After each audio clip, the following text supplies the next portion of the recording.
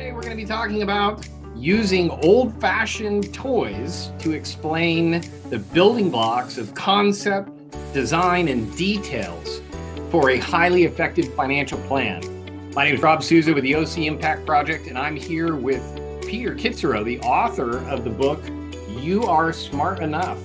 Peter, thank you for joining us today and help us better understand how we're using old-fashioned toys to explain the process of highly effective financial plan.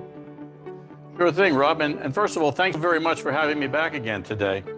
You know, I'm a very process-oriented person. And from the time I started in this industry, we had a very specific process on how to help serve clients. And of course, over the years, that has evolved. And following along with last week's episode about priorities, where I talked about using blocks to figure out what's important to a person, I continue that idea along with the process itself. And so my process is broken down into three components. And after we deal with the priorities, the first thing I describe to people is the concept.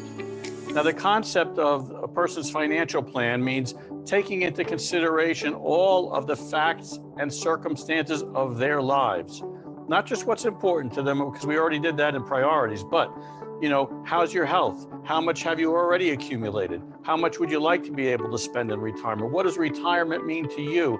Everything that you can possibly conceive of that would go into the story of a person's retirement. That goes into the concept part. Now, once we understand what it is they want to accomplish and the nature of their facts and circumstances, the next thing I do is I go into design.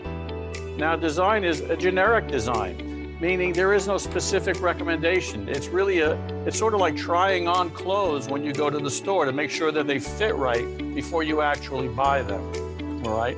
So, for example, if one of the strategies being considered is, well, you need to have some of your money invested in the stock market.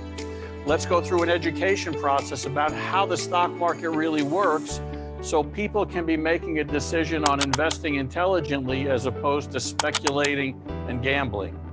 If it has to do with a myriad of any other financial product, it's the same thing. It's about educating all the facts about a product or strategy and then allowing them to say, tell me more, or no, that's really not for me. You see, I don't want to spend any of their time or mine trying to sell them on something that's not appropriate. I prefer that we give them all the information they need to choose what's right for them. It's just my job to make sure they understand all that. Assuming we get through that, we next get to the part called details. Now, here's where we take a look at a strategy. So somebody says, you know what? I've heard a lot about these annuity products, for example. Could you show me how that'll work in my situation?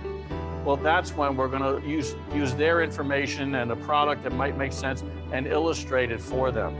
Now, I want you to understand this is distinctly different than the way most financial advisors run their planning process. They start with this. They say, gee, Mr. Jones, you look like an index annuity, an assets under management, a life insurance policy, or whatever it is that they're selling. And once they sell you on that idea, that's when they try and work it into your financial life.